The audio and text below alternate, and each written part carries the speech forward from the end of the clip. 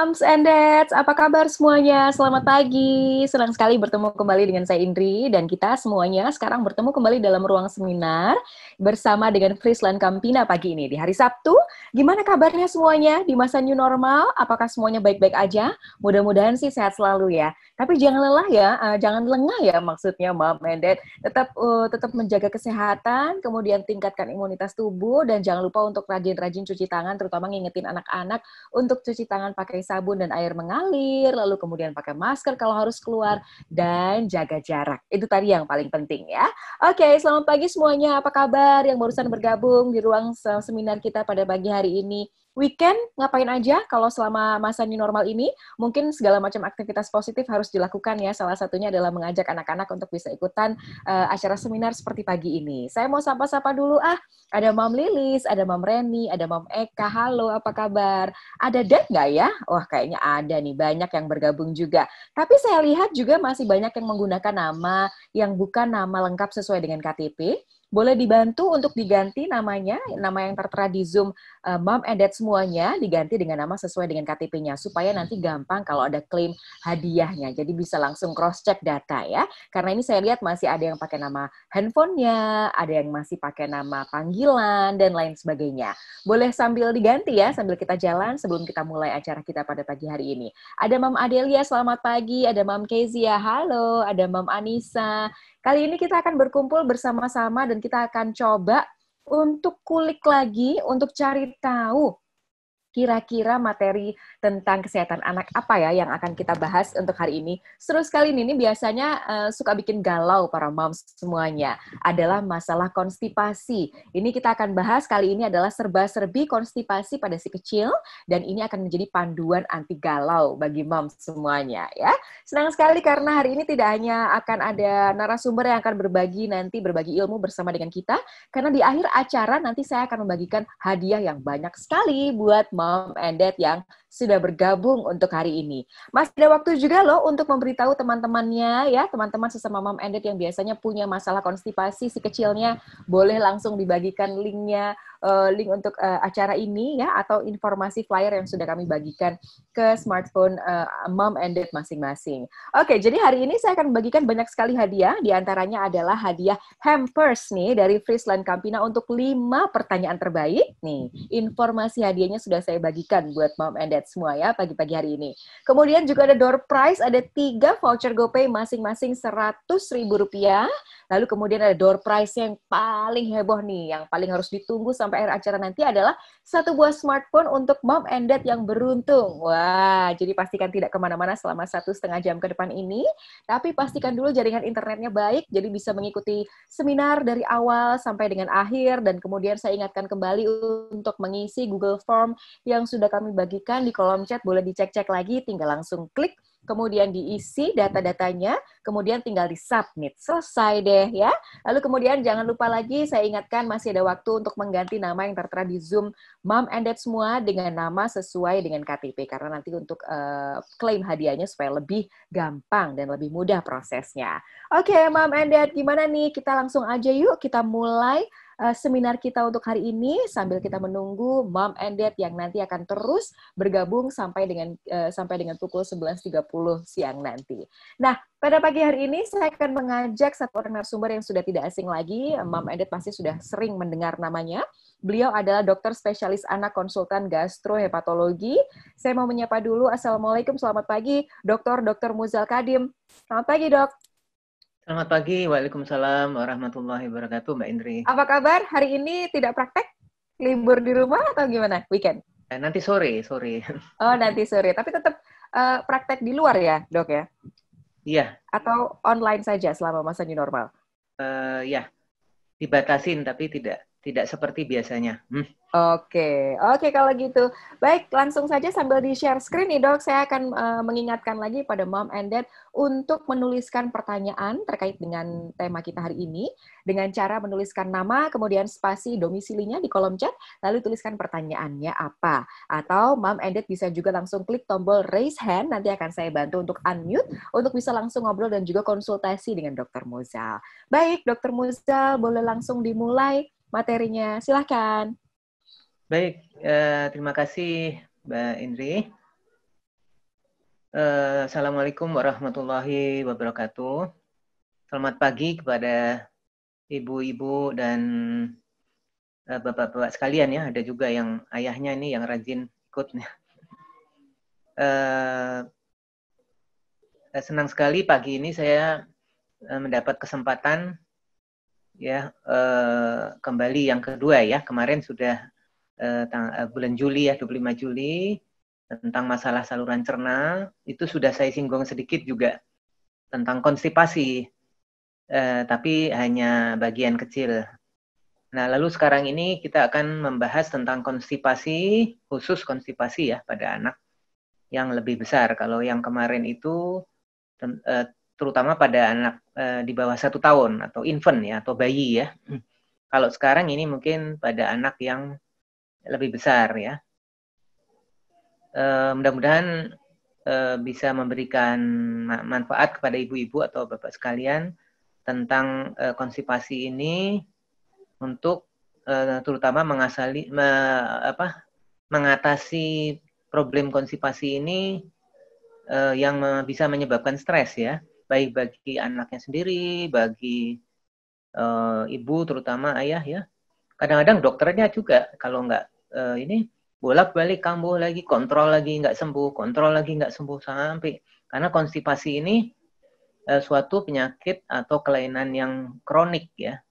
Kronik, berulang, relapse. Jadi penyakitnya itu lama, kambuh-kambuhan. Jadi sembuh nanti membaik, beberapa bulan kemudian datang kambuh lagi, relapse. Kemudian sembuh kembali. Ya. Jadi relapsing, kronik ya. Dan bisa menyebabkan frustasi seringkali ya. Konstipasi pada anak ini, kalau lihat masalah gastroenterologi ya, masalah saluran cerna anak ya, itu banyak sekali ya, banyak sekali. Ini termasuk masalah yang paling banyak dikeluhkan lah oleh ibu kalau ke dokter anak ya, selain saluran nafas ya. Saluran nafas juga ya, batuk pilek atau biasanya masalah saluran cerna ya, baik itu gumoh ya, kolik, kembung, konstipasi dan lain sebagainya, sakit perut itu masalah yang umum sekali dihadapi oleh ibu-ibu ya yang mempunyai anak ya, dan seringkali merupakan komplain atau keluhan ke dokter anaknya. Kita akan bahas tentang konstipasi ya, yang putih ini fokusnya. Nah, kalau bicara konstipasi tentunya kita harus tahu dulu ya prevalence atau angka kejadian ya. Prevalence itu bahasa medis ya, bahasa epidemiologi atau bahasa statistik. Istilahnya prevalence itu artinya dalam angka kejadian. Berapa sih angka kejadian atau berapa besar lah masalah konstipasi ini pada anak ya, seluruh anak di dunia ini ya. Kalau kita lihat ini ada satu penelitian ya yang mengumpulkan lebih kurang 37 penelitian. Jadi ini sebenarnya disebut sebagai, kalau ibu-ibu tahu yang mungkin tentang disebut sebagai meta-analisis atau sistemik. Ini systematic review ini merupakan kumpulan dari beberapa banyak penelitian. Jadi ini sangat valid ya.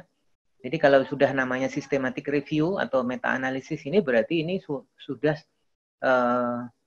mempunyai nilai yang tinggi. Jadi ini artikel atau studi yang sangat kuat ya. Kalau di evidence base ini yang paling tinggi ini. Jadi karena ini kumpulan dari beberapa tulisan atau artikel yang dikumpulkan dan dibuat di ringkasannya. Ini ada 37 penelitian dari seluruh dunia ya.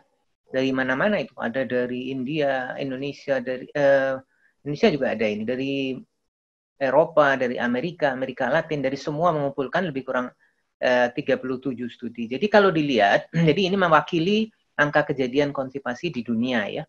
Di seluruh dunia itu lebih kurang antara 0,5 sampai 32%. Jadi luas sekali. Range-nya itu ada yang kecil cuma 0,5%, ada yang sangat besar sampai 30%-an ya. Rata-rata 9,5% lah ya. hampir 10%. Jadi cukup besar ya. 10% itu dari 1 dari 10 anak itu pasti pernah mengalami konstipasi gitu mudahnya ya. Jadi 1 dari 10 anak di dunia ini kalau dilihat rata-rata ya, itu pernah mengalami sembelit. Bahkan kalau di praktek dokter anak itu lebih besar lagi ya. Apalagi kalau dokter konsultan gastrohepatologi seperti saya atau yang lain, itu kasus konstipasi itu 25% kadang-kadang. Seperempatnya ya dari praktek kita itu banyak keluhannya itu tentang konstipasi ya. Jadi ini antara laki dan perempuan tidak ada bedanya ya. 8,6% sampai untuk yang laki 8,9. Jadi sama kira-kira laki dan perempuan. Nah, kenapa berbeda ini ternyata tergantung ditelitinya geografik wilayah ya. Di daerah-daerah yang tertentu itu lebih besar ya. Di Asia ini ternyata lebih kecil dibandingkan Eropa, Amerika, dan Amerika Latin. Karena mungkin itu dikaitkan dengan habit serat, makanan berserat ya. Mungkin di Asia lebih banyak konsumsi serat dibandingkan dengan Eropa, Amerika Latin. Jadi kejadiannya lebih banyak di daerah Eropa, Amerika dan Amerika Latin dibandingkan Asia ya. Termasuk di Indonesia ini itu lebih kecil dibandingkan dengan di Eropa dan Amerika Latin. Itu masalahnya dikaitkan dengan habit makanan berserat. Tetapi juga dikaitkan dengan stressful karena konstipasi ini berkaitan dengan masalah psikologis anak yang mengalami trauma terhadap BAB atau PUP-nya. Nah, ini juga berkaitan dengan masalah psikologis. Nah, pada sebelum ini anak-anak yang sekolah sampai sore bahkan sampai malam kadang-kadang dengan banyak kegiatan, dengan banyak tugas PR dan ekstrakurikulernya juga banyak harus diikuti. Jadi anak-anak itu bersaing dan itu menimbulkan stressful. Itu ternyata berkaitan dengan kejadian konstipasi. Akhir-akhir ini makin meningkat dikaitkan dengan stressful life event. Jadi adanya faktor psikologis yang terpapar pada anak tersebut ya. Itu membuat angka kejadian konstipasi menjadi lebih besar ya. Nah, mungkin dengan adanya work from home sekarang ini, anak-anak sekolah di rumah, lebih banyak kumpul di rumah, lebih tenang dengan keluarga, dengan ayah dan ibunya, mungkin juga ibadahnya lebih banyak bisa bersama-sama. Itu barangkali kalau kita teliti, bisa angka kejadian menurun ya selama 3-4 bulan ini ya. Kita belum melakukan, ini menarik, mungkin bisa dilakukan penelitian ya, pengumpulan data. Tapi juga belum tentu juga, karena kadang-kadang work from home ini juga membuat stres juga ya pada anaknya ya. Karena mereka di rumah, terus kalau tidak dikelola dengan baik, juga mereka bosen dan stres. Barangkali malah sebaliknya, jadi kita belum ada data itu ya. Jadi kalau dilihat ini, umur ya, dari umur itu, rata-rata sekitar 24 bulan tapi masih sejak bayi sebenarnya, 6 bulan pun sudah bisa ya. Terutama pada saat pemberian makanan pendamping ASI atau MPASI ya, 6 bulan ke atas ya. Jadi yang puncaknya 24 bulan, tapi sebenarnya ini data sampai 3 tahun ya. Anak 5 tahun, 6 tahun juga masih banyak yang mengalami konstipasi. Ini adalah survei yang akurat nih. Kemudian kalau ada penelitian, kalau ke dokter anak ini di Italia lebih kurang pada dokter anak hampir 3.000-an, di survei ternyata kelainan gastro itu cukup banyak ya. Itu lebih kurang 55% kunjungan di dokter anak itu masalah gastro dengan urutan regurgitasi atau gumoh, kolik yang kedua, dan konstipasi yang ketiga. Jadi konstipasi ini merupakan yang ketiga terbanyak ya kunjungan ke dokter anak. Kalau dilihat konstipasi ini 90% bahkan lebih ya, 90% lebih itu adalah non-organik. Jadi tidak ada kelainan organnya ya, atau disebut fungsional ya. Jadi kalau diperiksa organnya, ususnya, usus halus, usus besar, rektum, dilakukan USG, dilakukan CT scan, semuanya normal. Jadi organik. Kenapa terjadi kelainan adalah yang disebut sebagai fungsional. Bahkan ada yang mengatakan 95% non-organik, ada datanya sekitar 90% lah. Jadi hanya 10% saja yang didasari dengan kelainan organnya atau ususnya misalnya ya, atau kelainan metabolik hormonal, atau kelainan di tulang belakangnya, atau kelainan bawaan seperti hisprum, itu hanya 10%. Tapi yang 10% ini harus dicari ya, harus diketahui. Jangan sampai kecolongan maksudnya ya. Nanti kita lihat pada slide-slide berikutnya bagaimana kita supaya tidak sampai kecolongan untuk melihat yang 10% yang organik ini. Kali 90% ini yang non-organik, kenapa terjadi? Umumnya adalah masalah psikologis karena adanya trauma pada si anak. Kenapa trauma? Biasanya yang paling sering itu karena rasa sakit akibat BAB yang keras ya. Jadi kalau BAB-nya keras atau besar sekali dan si anak ngeden sehingga keluarnya susah dan nyeri karena di daerah anus itu saraf-sarafnya sangat sensitif ya. Kalau udah keras itu sangat nyeri bahkan sampai berdarah. Nah, itu menyebabkan diingat-ingat oleh anak di memorinya dan trauma psikologis itu akan berlanjut terus ya. Akibatnya anak tersebut menahan. Kalau ditahan airnya akan diserap oleh usus di rektum atau kantong usus besar itu yang berfungsi untuk menyerap air. Semakin keras kalau feses diserap airnya, makin keras semakin sakit semakin ditahan, makin ditahan semakin keras. Jadi akhirnya seperti lingkaran setan yang bisa berlangsung berbulan-bulan bahkan bertahun-tahun kalau tidak diatasi dengan benar ya. Jadi ini sebenarnya kuncinya kenapa terjadi ya itu sebenarnya itu ya yang terbanyak.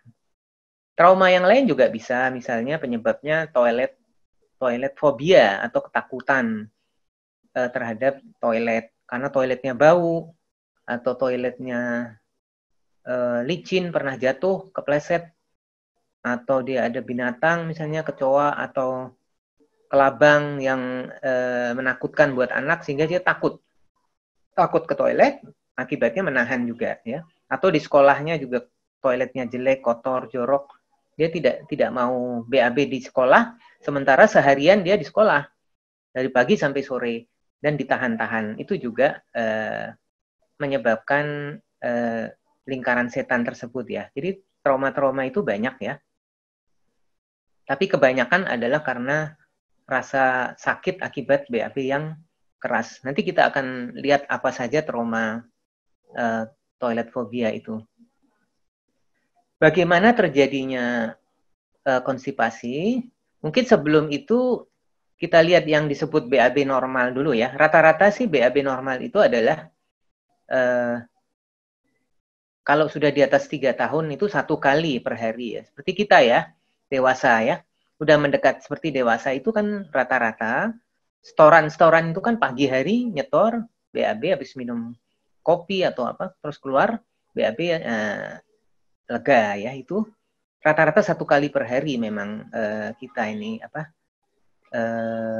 bowel movement per hari ya, atau defekasi per harinya rata-rata. Tapi sebenarnya disebut normal itu masih boleh 3 kali per hari sampai 3 hari sekali.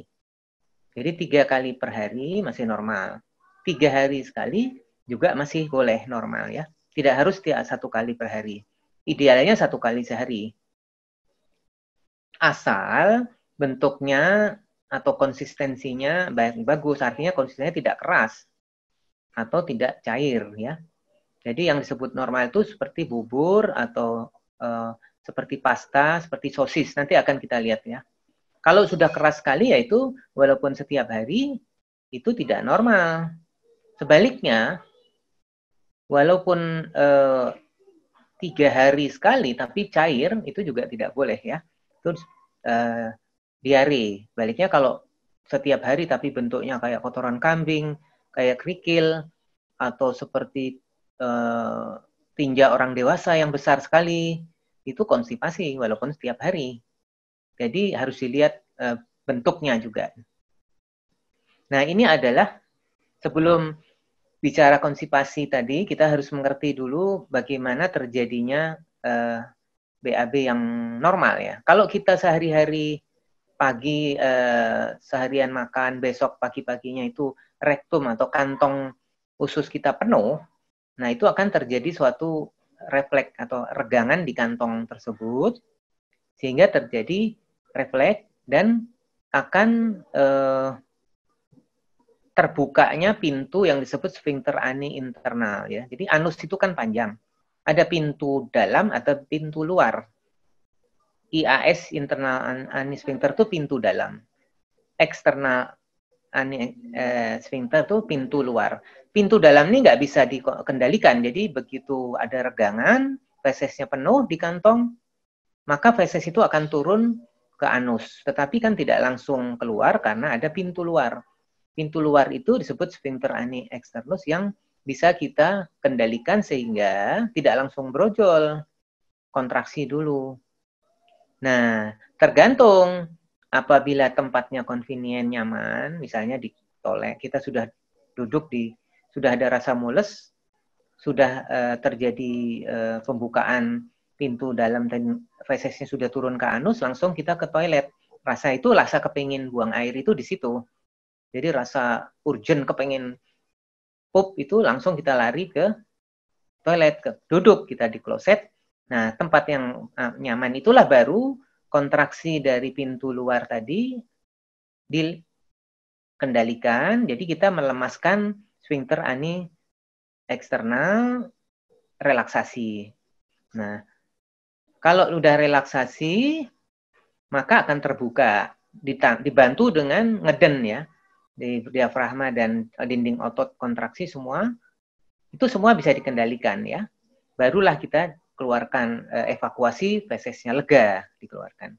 Tetapi kalau ya tidak nyaman, tempatnya walaupun sudah mules, tapi masih duduk, mendengarkan Zoom ini, misalnya mendengarkan ceramah, atau masih di sekolah, di meja belajar, dan lain sebagainya, ya ditahan dulu. Ini akan kontraksi terus, sampai tempatnya nyaman baru. Nah ini bisa lama, ditahan-tahan, tapi akan kalau berulang-ulang akan terjadi suatu hal yang seperti ini ya. Jadi menahan-nahan BAB itu tidak boleh lama-lama dan tidak boleh terus-menerus. Akibat dari ini ya, karena adanya nyeri, nah ini seperti ini ya, atau ketakutan untuk buang air, akan ditahan-tahan terus yang tadi ini. Jadi yang tadi yang ditahan ini akan berlangsung kebablasan lah istilahnya. Terus-menerus ditahan. Nah, akibat ditahan tadi akan terjadi akumulasi feses berhari-hari di rektumnya. Kenapa bisa terjadi? Karena rektumnya tadi sudah tidak sensitif lagi, walaupun sudah penuh seberapapun, pup itu sudah banyak, tapi tidak ada rasa lagi kepingin buang air. Karena sensitivitasnya sudah berkurang. Jadi akibat selalu kontak feses tambah lagi, ditahan lagi, lama-lama penuh lagi, ditahan, akhirnya lama-lama tidak sensitif. Akhirnya rektumnya walaupun sudah meregang pun besar, tidak ada kepingin buang air. Orang anak konstipasi itu penuh feses kalau dipegang perutnya. Tapi kok nggak pengen buang air ya? Ya itu, karena dia sudah tidak sensitif lagi akibat nahan. Jadi kuncinya di menahan ini yang paling patofisiologi kejadian konstipasi ini sebenarnya yang utamanya karena menahan anak ini ya. Akan terjadi macam-macam hal, bermacam-macam kelainan atau komplikasi dari menahan ini. Dan juga kalau sudah berlangsung lama, berbulan-bulan, bertahun-tahun, yang otot-otot yang menahan itu kan lama-lama juga akan capek, lelah, sehingga dia otomatis akan relaksasi, membuka sedikit karena capek, nanti nahan lagi. Pada saat membuka sedikit itu, feses akan keluar sedikit-sedikit. Tapi cair, biasanya karena banyak difermentasi oleh bakteri, dia keluar cair kecipirit yang disebut sebagai cipirit atau inkontinensia. Itu bau biasanya ya. Nah, ini kalau sudah seperti ini biasanya ini merupakan konstipasi berat yang sudah berlangsung lama. Jadi ini bukan tanda diare ya, kalau anak kecipirit, anak besar ya, yang seharusnya sudah BAB di tempat yang benar ya, tentunya duduk di kloset atau di tempat yang benar, tapi dia BAB di celana, tidak bisa dikontrol. Jadi dijauhi oleh anak-anak teman-temannya karena bau ya. Ini juga problem lagi, akan menimbulkan masalah lagi bagi si anak tersebut. Karena ini kecipirit ini juga menimbulkan masalah ya. Dan ini merupakan tanda konstipasi yang berat ya. Nah, ini kalau kita lihat bentuk dari feses ini bukan saya yang ngarang ya, memang ada. Jadi feses itu ada tipenya ya. Ini sudah dipakai di seluruh dunia dan diakui kalau mau melakukan publikasi atau penelitian atau tulisan tentang konstipasi harus pakai Bristol Stool Chart ini ya. Ini adalah tipe feses dari 1 sampai 7 ya. Yang disebut normal itu adalah 4 dan 5. Feses normal itu seperti ya ada yang mengatakan 4, 5, 6. Tapi yang disebut normal kita tuh seperti bubur sedikit atau seperti saus ya.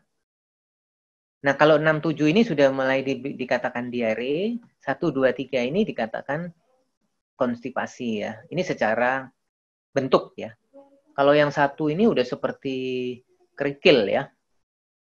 Kecil-kecil, keras luar biasa. Kalau dilempar gelas, bisa pecah itu gelasnya. Kalau gelas yang tipis dilempar. Jadi ini yang paling keras ya. Kemudian yang kedua, seperti konglomerasi itu, ngumpul. Yang ketiga juga. Jadi ini sebenarnya dipakai kalau untuk melakukan wawancara atau penelitian tentang konstipasi ya, mau memberikan publikasi harus menggunakan standar ini. Nah, ini kalau kita lihat kenapa tidak ada kelainan di organ atau ususnya tetapi bisa konstipasi. Umumnya ini adalah biasanya yang kelainan yang berhubungan dengan neurodevelopmental, misalnya pasien dengan autis ya, ADHD, kelainan CP ya. Kemudian yang paling sering terjadi ini situasional ini. Salah satunya adalah toilet fobia. Toilet fobia itu tadi yang saya katakan ketakutan akan toilet, yang toiletnya bau, toiletnya kotor, atau pernah lihat sesuatu yang menakutkan ya, kecoa atau kelabang. Saya pernah ketemu kasus yang karena ibunya terlalu bersemangat toilet training, sehingga lupa menambah di klosetnya itu ada tambahan, harusnya pada anak kecil kan nggak cukup ya, harus ditambah untuk toilet tambahan itu yang biasa dipakai anak itu kelupaan masang, langsung ditaruh situ, kejeblos jadinya anak. Itu trauma, malah menyebabkan trauma sehingga berkelanjutan konstipasi. Itu termasuk yang toilet fobia ya. Lalu stool bathroom avoidance ini di luar ya, mungkin kejadiannya nggak tahu di sini banyak atau tidak. Ini banyak laporan di Eropa ya, di Amerika itu maksudnya anak-anak yang lebih kuat atau lebih besar itu membuli anak yang lebih lemah, dimintain uang lah, dipukul atau diperlakukan dibully lah ya. Tapi biasanya karena supaya nggak ketahuan guru, dibulinya di toilet, sehingga si anak tadi kalau mengingat toilet atau melihat toilet meskipun di rumah juga udah terjadi ketakutan. Itu namanya school bathroom avoidance. Ini yang kita tidak tahu seberapa besar kejadiannya di Indonesia ya kita ini. Tapi di luar banyak tuh. Dan macam-macam lagi yang menyebabkan toilet fobia ya. Lalu depresi, masalah psikologis, lalu kelainan yang kelemahan. Nah, ini memang jarang sekali itu. Memang gerakan ususnya yang lemah itu secara organik tidak terlihat, tapi secara fungsinya dia pergerakannya tidak bagus ya. Lalu juga kurang serat, kurang minum ya. Itu juga bisa menyebabkan konstipasi ya, yang sifatnya non-organik. Nah, ini yang organik ini yang perlu kita ketahui, walaupun 10% ini cuma 10% ya. Seperti kelainan di anus ya, Jadi harus dilihat tuh punggungnya bagaimana, anusnya bagaimana. Lalu kelainan endokrin seperti hipotiroid pada bayi yang tanda-tanda hipotiroid ya, biasanya ada tanda lain itu. Lidahnya besar, kemudian ada bodong ya, hernia umbilikalis, kemudian lemes ya, otot-ototnya lemes ya. Itu tanda-tanda itu. Mesti dicek, nanti akan diperiksa darahnya, tiroid, kadar tiroidnya. Itu sering konstipasi berulang. Lalu kelainan yang lain, lalu kelainan neurologis ya seperti trauma medula pernah jatuh terduduk ya. Nah, mengakibatkan gangguan di tulang belakangnya, bagian persarafan untuk BAB dan biasanya disertai juga ngompol ya, BAK-nya juga buang air kecilnya terganggu. Ini kelainan-kelainan di tulang belakang. Nah, ini yang cukup penting, Hirschsprung ini kelainan bawaan karena tidak terbentuknya saraf di usus besar paling distal atau paling ujung. Jadi udah dekat ke anusnya itu. Biasanya ujung-ujung saja. Tapi penting, karena kalau tidak ada saraf ini, maka ususnya tidak bisa relaksasi. Jadi kontraksi terus. Bagian atasnya dia bekerja keras untuk mengeluarkan feses atau tinjanya, tapi yang bagian bawah tidak mau membuka. Akibatnya akan terjadi konstipasi dan usus yang bagian atasnya akan besar karena bekerja keras. Kalau dicolok biasanya langsung menyemprot karena hanya di ujung ya. Begitu dilebarkan dia menyemprot. Jadi khas sekali Hirschsprung ini sejak bayi, sejak lahir dia terjadi dan kalau dicolok-colok ibunya sering mencoba dicolok nyemprot, colok nyemprot. Itu hati-hati, itu merupakan nanti kita lihat itu termasuk tanda bahaya atau alarm sign untuk konstipasi yang organik, yang kelainan. Kan kita yang mesti cari terutama yang organik, yang 10% ini jangan sampai keliru ya. Lalu yang lain ya, kelainan muskul dan banyak hal ya, seperti obat-obatan juga bisa menyebabkan konstipasi ya. Nah, ini tanda bahaya yang perlu diketahui. Kapan kita mesti hati-hati kalau ada konstipasi pada anak. Tadi, kalau misalnya bayi itu sejak lahirnya terlambat mekonium. Mungkin ibu-ibu tahu kan yang disebut mekonium. Mekonium itu kan feses pertama bayi baru lahir yang warnanya hijau. Hijau tua ya. Nah, itu keluarnya umumnya 12 jam, kadang 6 jam. Kadang sejak lahir udah keluar. Nah, kalau lebih dari 48 jam tidak keluar mekonium, tentunya ini kadang-kadang ibunya menyadari atau biasanya kalau yang bagus di tempat bersalin itu dicatat kapan mekoniumnya mulai keluar.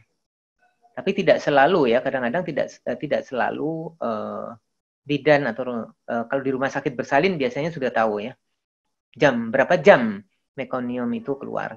Lebih dari 48 jam hati-hati, itu merupakan tanda dari Hirschsprung. Dan konstipasinya sejak pertama kehidupan, bulan-bulan pertama ya. Jadi sejak lahir lah. Nah, ini kalau ada konstipasi sejak lahir nih hati-hati.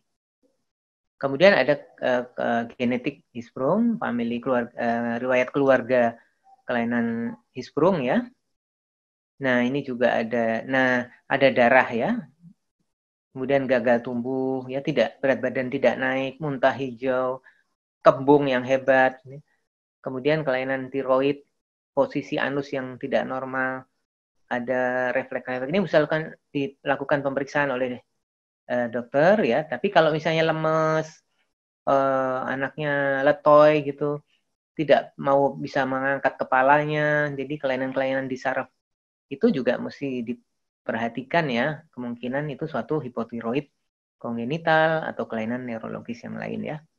Kemudian ada rambut di belakang punggungnya itu ada rambut, itu suatu kelainan bisa normal tapi bisa suatu kelainan yang disebut sebagai spina bifida ya, yang tidak terlihat. Jadi kalau dilakukan pemeriksaan MRI biasanya dokternya akan melakukan pemeriksaan tertentu untuk memastikan. Nah, bicara konstipasi ini kita tidak bisa melewatkan tentang serat ya, karena konstipasi ini salah satu penyebabnya adalah kurang serat awal-awalnya. Pada awalnya kurang serat terjadi konstipasi, BAB-nya keras, akibatnya menjadi trauma. akibat trauma menjadi menahan. Tapi itu sudah menjadi masalah psikologis. Tapi awalnya karena kenapa kerasnya pertama itu mungkin karena kurang serat dan kurang cairan. Kalau bicara serat tuh ada dua macam serat sebenarnya, yaitu serat yang larut air, soluble fiber, dan yang tidak larut dalam air ya. Di dalam alam ini sayur buah itu kebanyakan campuran dua-dua ini ada ya. Tapi mungkin ada yang lebih dominan ya. Seperti pisang itu lebih banyak yang tidak larut dalam air, pektin dia mengandung. Apel juga demikian. Jadi kalau yang larut air itu tidak terlalu dianjurkan untuk konstipasi. Justru pada diare lebih bagus karena dia akan membentuk gel di dalam ususnya dan melambatkan gerakan usus. Kalau yang konstipasi ini dianjurkan yang kombinasi, tapi terutama yang lebih banyak yang tidak larut ya. Seperti golongan kacang-kacangan, kacang panjang, kacang merah ya, buncis ya, termasuk ya legumens namanya itu. Di dalam pepaya juga ada ya. Sebenarnya di dalam alam ini campuran ya, jarang yang hanya satu jenis saja ya. Tapi mungkin yang lebih banyak dominannya bisa ya. Seperti pada pisang itu kalau bisa dikurangi pada konstipasi karena dia justru memperlambat gerakan ususnya.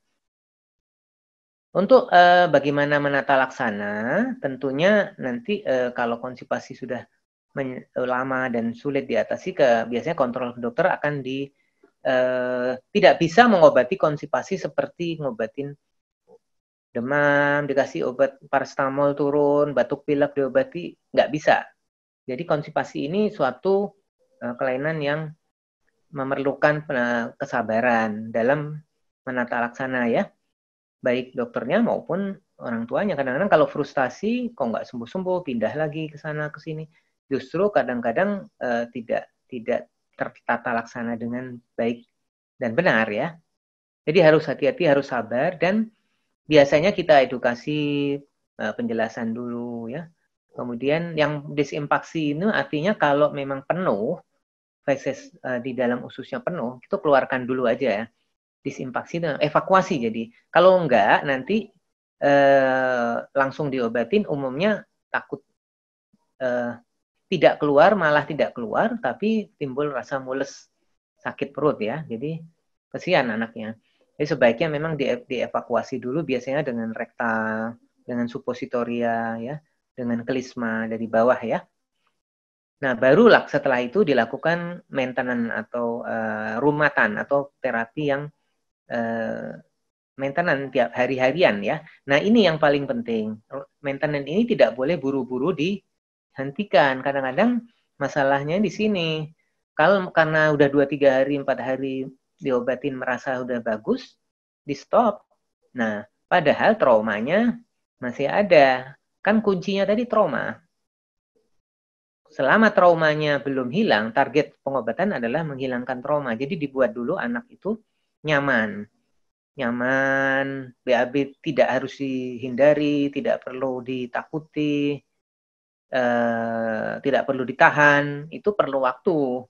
Dan biasanya itu rata-rata antara 2-3 bulan. Tergantung anak, tapi rata-rata paling sedikit itu 2-3 bulan ya. Jarang sekali di bawah sebulan ya. Jadi pertahankan dulu dengan biasanya diberikan pencahar yang aman, yang sifatnya seperti serat juga, lalu dengan masas di perutnya diurut boleh, lalu diajari dengan toilet training, minum yang cukup, serat yang cukup. Nah, itu dengan yang disebut sebagai pengobatan maintenance atau sehari-hari ya. Nah, ini yang harus dipertahankan. Kadang-kadang di sini kurang sabar pada saat maintenance ini. Dan nanti biasanya akan dilihat dosis yang paling tepat. Nah, kalau nggak tepat 2 minggu, biasanya kontrol, kalau nggak membaik kita naikkan dosisnya yang aman ya. Tentunya dicari yang biasanya memang pencaharnya itu bisa diberikan sampai lama ya, bahkan sampai berbulan-bulan ya. Baru dicari etiologi atau penyebabnya. Saya rasa itu cukup pengantar dari saya. Terima kasih. Assalamualaikum warahmatullahi wabarakatuh. Waalaikumsalam warahmatullahi wabarakatuh. Terima kasih Dr. Muza.